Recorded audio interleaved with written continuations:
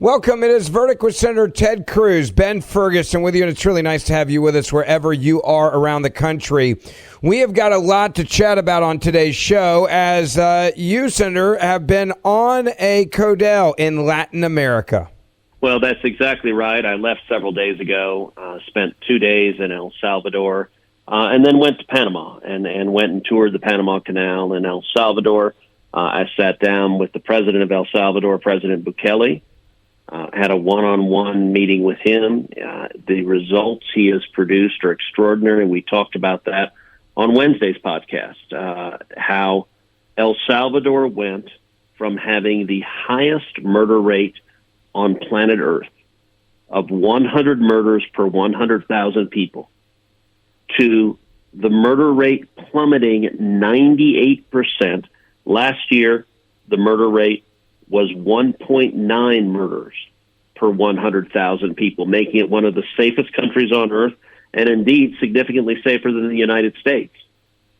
That result is extraordinary, and what I did this week is I actually toured the CECOT prison, the prison where El Salvador is putting MS-13 and Barrio 18 gang members.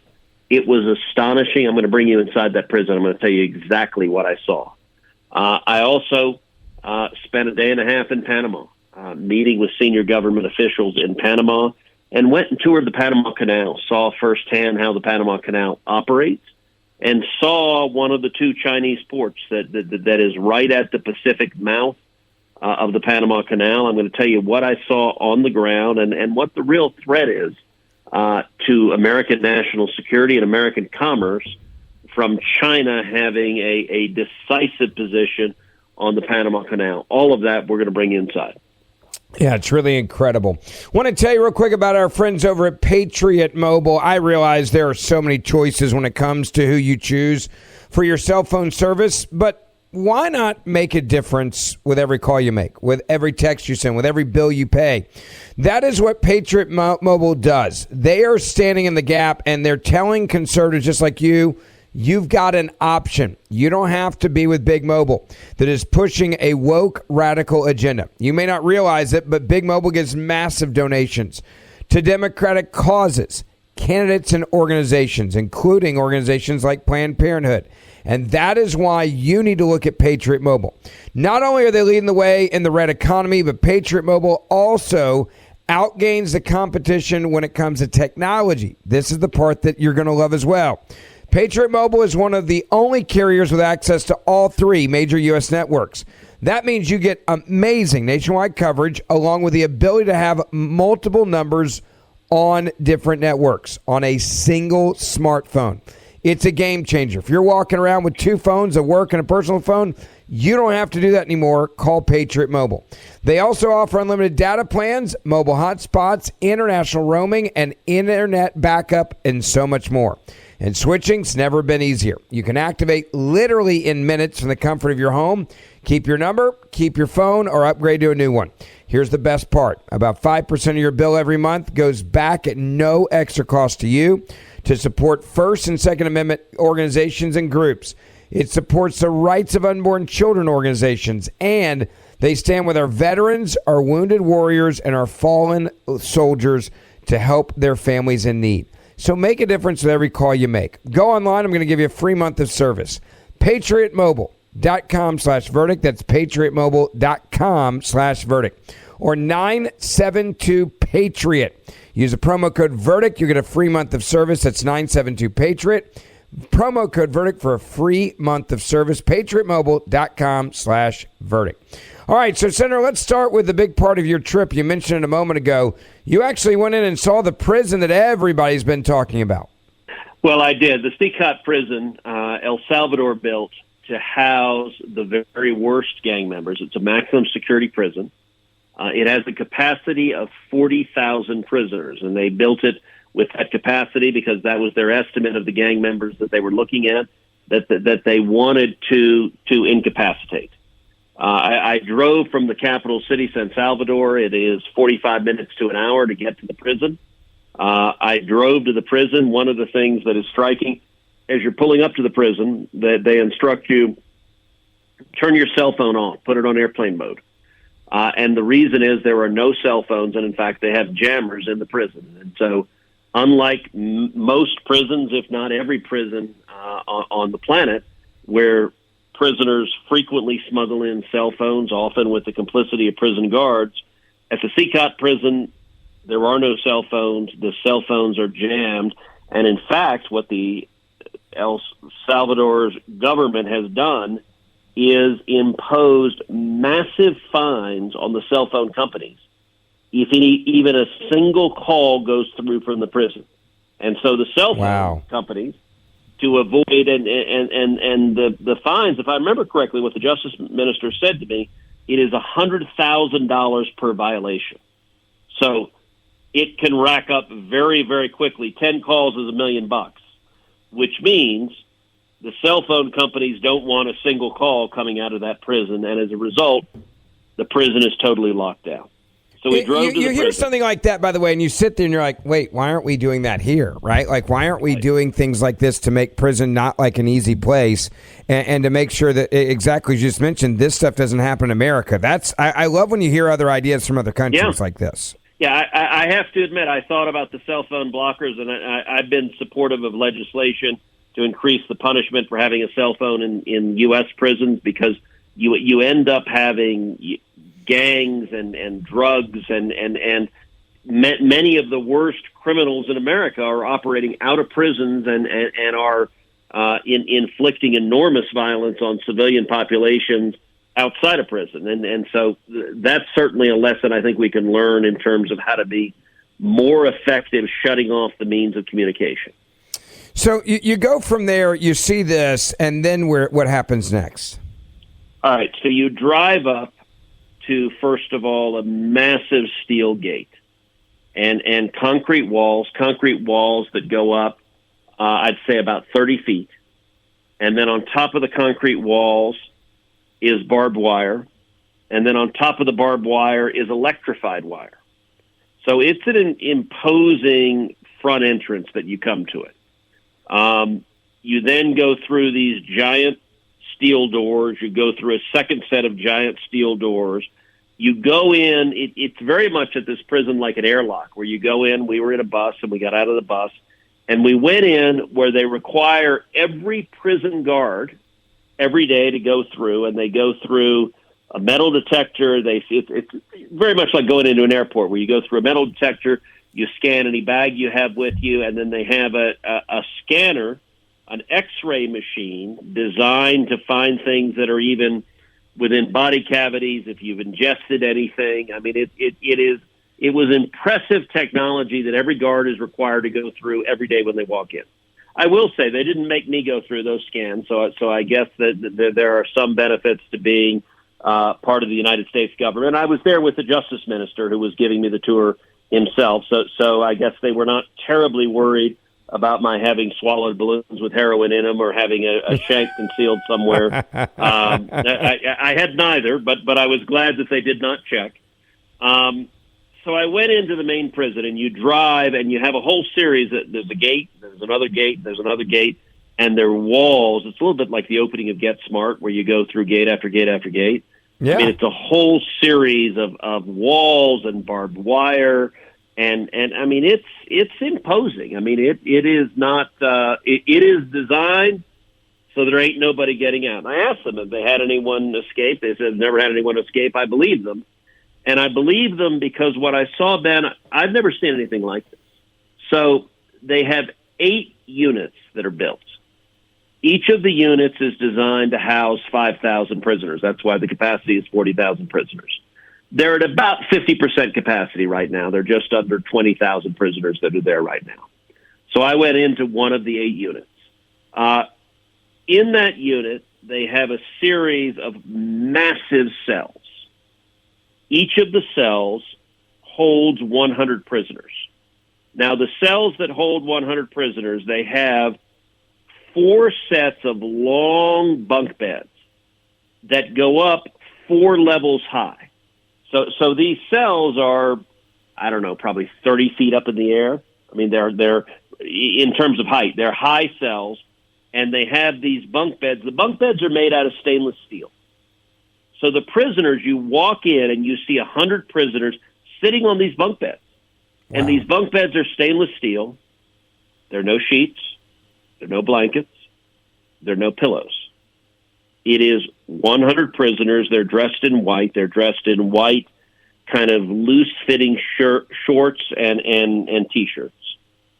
And they are sitting there on these bunk beds 4 levels up. So the 4th level up is, I don't know, it's north of 20 feet up. I mean, you have to climb up a ladder to get on it. And so you just see 100 prisoners, and you have to envision almost all of these. So they're all adults. This prison does not have any juveniles. No one under 18 is there. And there are no women there. So these are all men, and they're overwhelmingly young men. I would say they're overwhelmingly 18 to 35. And they're all gang members. And there's no subtlety about this. In fact, at one point in one of the cells, they had the prisoners come forward. They instructed them remove their T-shirts, and you could see them remove their T-shirts, and all of them had gang tattoos on them. And it wasn't subtle. It was a giant MS-13 like across their chest. I mean, it was not. They're proud of it. It's a rite of passage. They're not trying to hide it. It was. There was no ambiguity. And the prisoners, 23 hours a day, they are in those cells. And in front of the cells are prison guards. And the prison guards are standing there holding machine guns, watching them through the front of the bars. Above the prison cell there's a whole level above the prison cell, and it's basically bars on top as well. And so there are prison guards on top of the prison cell looking down on them. So unlike, you and I have both seen a lot of prison movies where people are off in dark corners and doing things in their cells where they can't be seen. Sure. These prisoners are being monitored constantly. The lights are on 24 hours a day. They do not turn the lights off. And they have prison guards with machine guns watching them 24 hours a day. They allow the prisoners out of their cells for an hour a day. And they allow them in small groups of about 20, so it's not very many.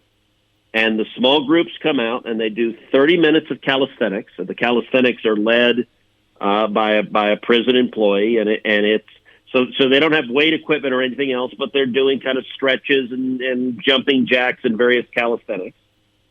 And then they have 30 minutes of religious instruction.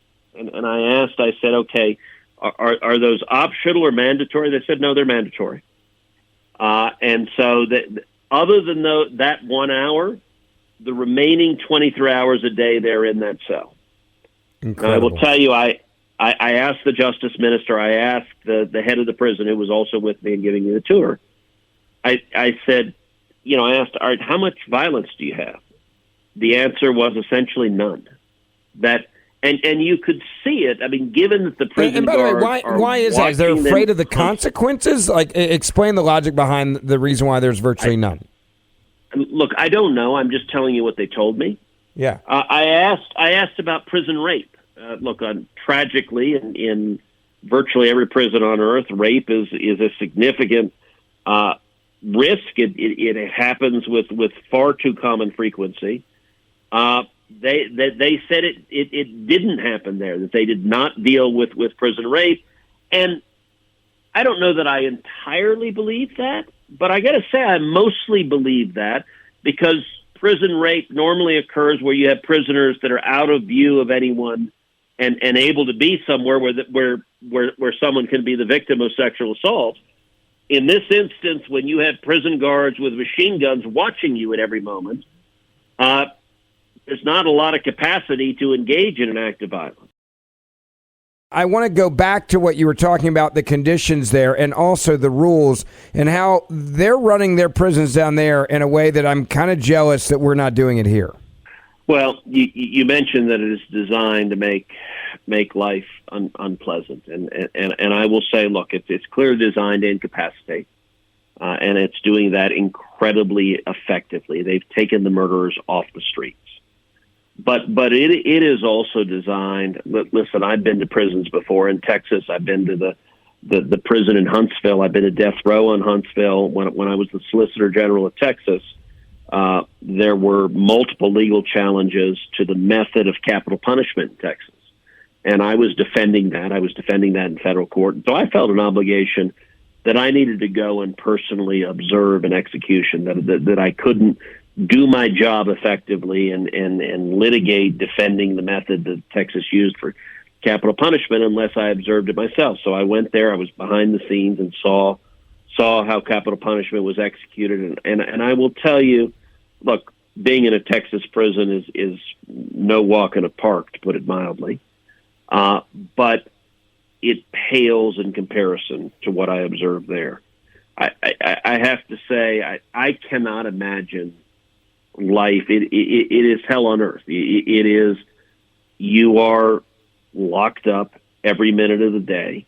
Now, you're not subjected, assuming the reports from the head of the prison is accurate, you're not subjected to violence and threats. And by the way, one of the things they do, so previously prisons had separated each gang. So they'd send MS-13 to one and 18th Street Barrio to another. In this instance, they don't do that. In fact, they mix gang members, multiple gang members in the same cell. And Wow. and part of the reason for that is they said, look, if you put all the MS-13 gang members in one prison, they end up operating the gang out of there, and it becomes a safe haven. And in this case, and by the way, these gangs, they're not just sort of rivals. It's not like, the Yankees and the Mets. I mean, they are They've been killing each other. murdering each other. Yeah. Yeah, like if they see each other in the street, they open fire. And they're suddenly locked together in a cell. So of the 100 prisoners in a cell, and I saw them lined up, you would see them. The main ones were MS-13 and 18th Street Barrio. And you would see the tats, and they're all together, and they had to learn to, they're going to be locked up in the same cage together for a long time. I saw several prisoners. I'm going to tell you in a minute about an extended conversation I had with an MS-13 gang member, which was chilling. But I will say I saw several prisoners. There was one they showed me that had a prison sentence of over 1,000 years. Wow. So he had been convicted of over 6 homicides, at least 6. And one of the things the Justice Minister said to me about MS-13, he said, in the United States, to become an MS-13 member, you have to murder someone. That is the process of admission. You cannot be admitted to the gang if you don't kill somebody.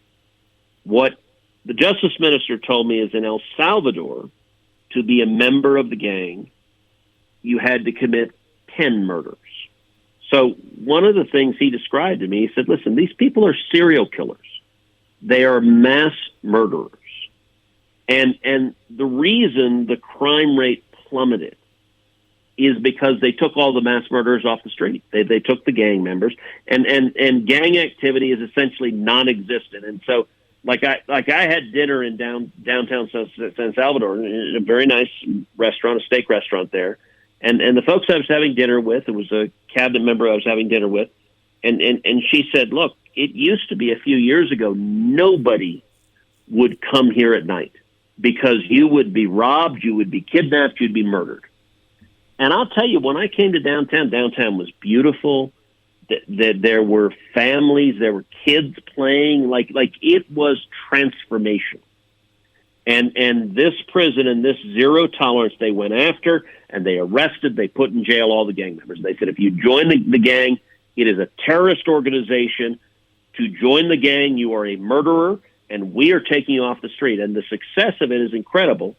But they gave me an opportunity to visit with an MS-13 gang member who was from Texas. And so they pulled him aside because he was from Texas. Interesting. And they said, you may want to talk with him. And so I did. I talked with him for quite a bit of time. He was in his early 40s. He had lived much of his life in the United States, so he had perfect English. And he had lived in Dallas for many years as an MS-13 gang member.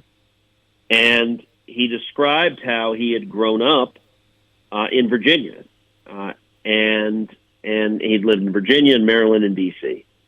And he said that he became an MS-13 gang member when he was 13 years old in Falls Church, Virginia.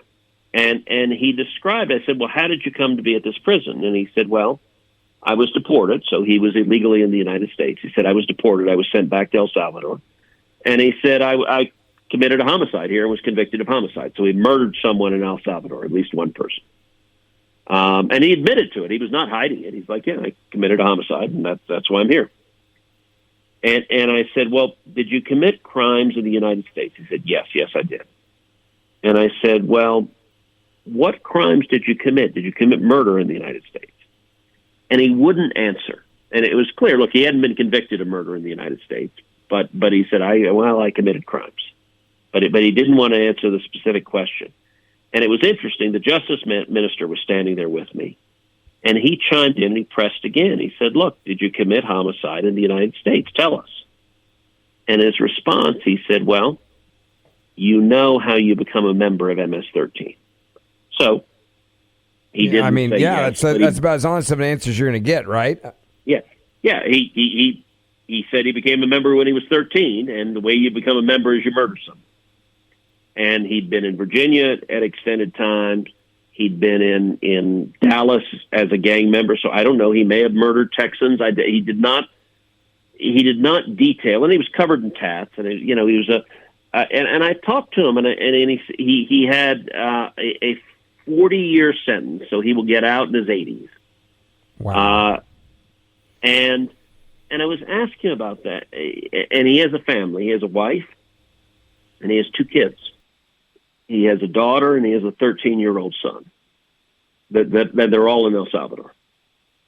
And I asked him, I said, okay, your son is 13. He's the same age you were when you joined MS-13. I asked, do you want him to join the gang?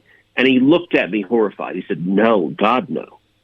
And he had a comment. It was a weird comment where he said, look, my son is living here now, and it's safe, and he doesn't have to join a gang. And this is someone whose entire life is going to be in a cage, in a hole. And by the way, he said, I'll never see my wife again. I will never see my children again. But there's no visitation. He is locked in a cage with 99 other gang members for the rest of his life. Wow. And there was a despair. And I asked him, I said, look, you joined the gang at 13. Why'd you join the gang? He said, look, all my friends were, everyone I knew that was the world I was in, that you joined the gang to survive. And I asked him, I said, well, if you wanted to, could you quit? Let's say you were 15 or 16 or 17. You said, all right, I'm done. He said, no, there's no way to quit. He said, you had 2 options, kill or die. That's what life was as a gang member. And I have to say, listen, this is someone who I assume has committed multiple murders. He admitted to at least 2, one in El Salvador and at least one in the United States, and it may have been many more. And so I'm very glad he's incarcerated and not murdering people anymore. But I will say, I felt a sadness at this is a human being whose entire life is just a waste. Yeah. And it was, and the sentiment he expressed, he really did express, joy is the wrong word for it, but I'd say gratitude that his 13-year-old son does not have to live in a world. And he had basically said, look, El Salvador is much safer than it's ever been.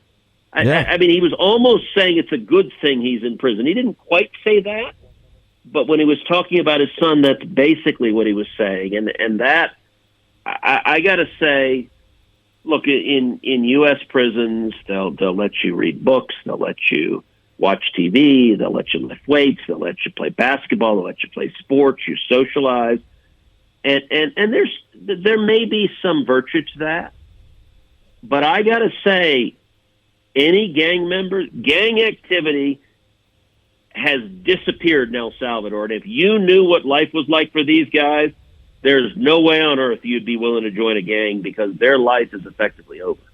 One of the other parts of your trip involved going to the Panama Canal and seeing some different things, including a lot that deals with China now. It's been a big concern. Talk about that. Yeah, so I spent a day and a half in Panama. I flew from El Salvador to Panama and met with multiple cabinet members, the finance minister, the defense minister, the public safety minister, and the head of the Panama Canal. And I will say, number one, Panama is a beautiful country. It is a gorgeous place, and the people of Panama have a deep affinity for America. I was struck by that. They repeatedly, the government officials, the Panamanians that I visited with, there's a long history and a close affinity for the United States. The Panama Canal is amazing. So I went out on a boat and went to the outer parts of the Panama Canal, and then I went to one of the locks, and I saw one of the Panamax, like the super tankers coming through, and then also saw a little sailboat coming through, and then a kind of medium-sized container ship coming through. It is amazing. It is very cool. Number one, just how the Panama Canal operates. Like you see the Panamax, the super tanker, the container ship, is the largest size possible to fit through the Panama Canal. It's built for that size. I mean, it is literally this massive ship that is going through these locks, and these locks have concrete on the side, and it's built so the sides of the ship are within 2 feet of the concrete walls on both sides. Like, it's that big. And what happens, so we were on the Pacific end of the canal, and a ship comes in, and each of the locks has to lower the ship 27 feet. So it comes into the locks, and it's interesting. For the big tanker, they connect steel cables to the tanker, and they have locomotives on both sides to help keep the ship right in the center. You've got only 2 feet of clearance on both sides, so it'd be really easy for it to smack into the side of the canal. And it is in the lock, and then it takes about 8 to 10 minutes for the water to drain and for it to lower 27 feet. And it's lowering 27 feet, and it goes to the next lock, and it lowers another, I believe it's 27 feet. All told, it's about 81 feet that it has to rise to get to the height of the lake in the interior, and then it has to lower to get to the Atlantic Ocean and the Pacific Ocean. And both the Atlantic and Pacific are about the same distance. To lower the water 27 feet takes 8 to 10 minutes. And so the water goes down, and then the giant gates open. It was amazing to watch the technology. I saw the old control room. I saw the control room where the lock is being operated. The old control room. So the Panama Canal was built in 1914. The United States built it. And we lost thousands and thousands of lives building it. It's an incredible engineering marvel.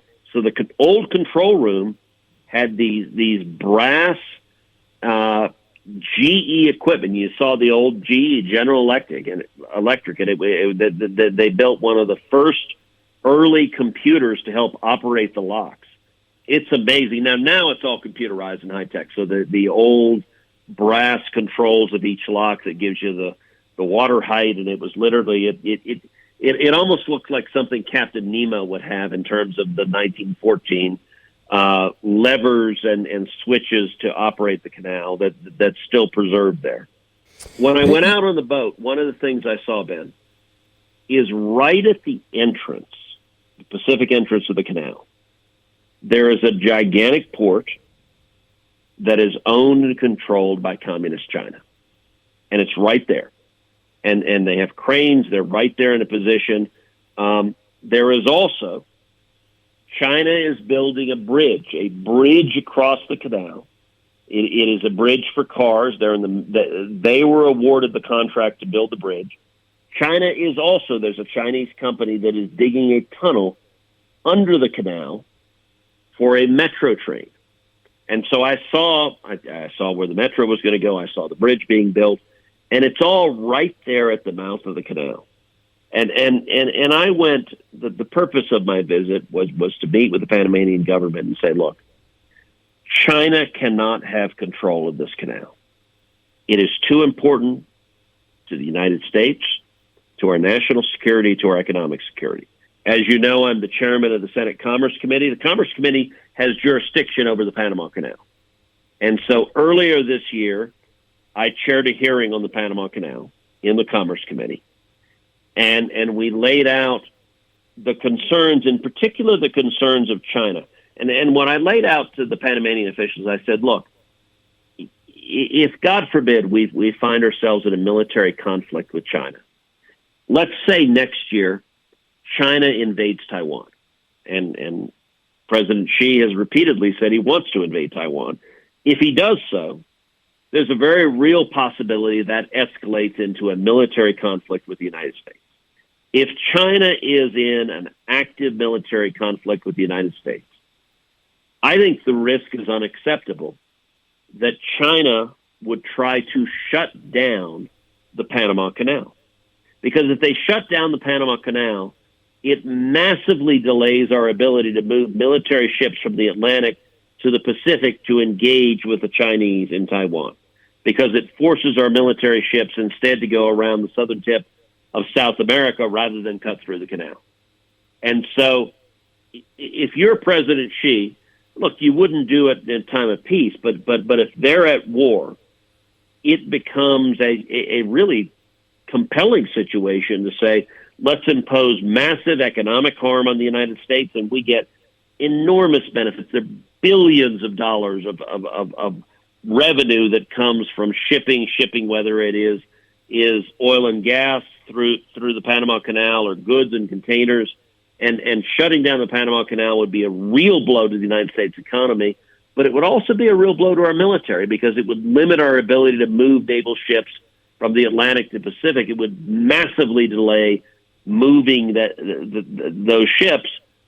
And so what I'm pressing Panama, I will say, when I chaired the hearing on the Panama Canal, within a week they announced the deal to sell those two Chinese ports to an American business consortium. That deal has not gone through yet. The Chinese are slow walking it, and part of the purpose of my trip was to press the Panamanian government and say, look, you need to get the Chinese the hell out of here. Do not leave them in a position where they can shut down this canal, because shutting down this canal would be an enormous economic and national security blow to the United States, but it would also be an enormous blow to Panama. And so part of the case I was making to them is their interests and our interests are aligned. They don't want China to be in a position to shut down the canal. Yeah, great point. We're going to continue talking about this issue, I can promise you, on our podcast. So make sure you download Verdict with Ted Cruz wherever you get your podcasts. We do the show as a podcast 3 days a week, so grab it. You can tell Siri or Alexa, hey, play Verdict with Ted Cruz. That will happen as well. And we hope that you'll join us again next weekend here, wherever you're listening to the show, on whatever station you're listening to. And the Senator and I will see you back here on our podcast all week long.